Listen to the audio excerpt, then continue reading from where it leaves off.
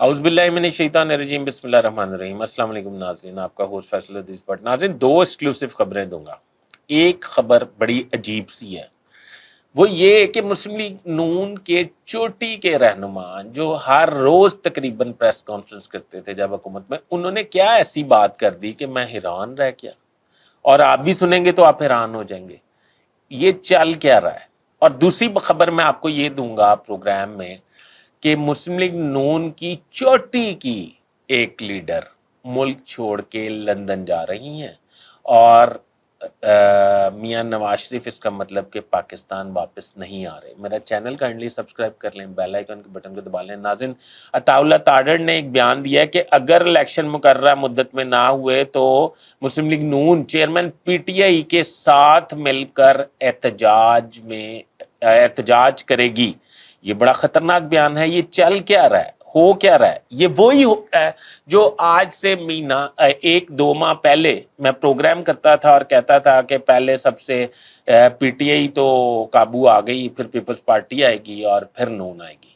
اب یہ وہی چل رہا۔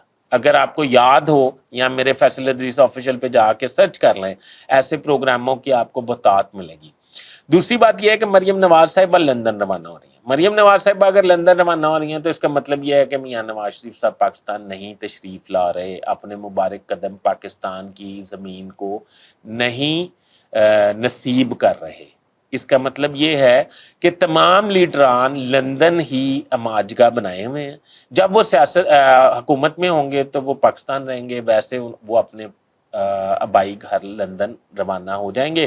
تو آنے والے وقت میں پکڑ دھکڑ شروع ہونے والی ہے، حالات خراب ہونے والے ہیں، اور تمام وہ لوگ جنہوں نے جو کرپشن میں ملوث ہیں، پی ڈی ایم کے وزراء کے حوالے سے میں نے ایک پروگرام کیا تھا جس میں نے کہا تھا 15 سے 20 وزراء جو ہیں وہ ان کو نیب اور ایف آئی اے گرفتار کر لے گی کرپشن کی وجہ سے۔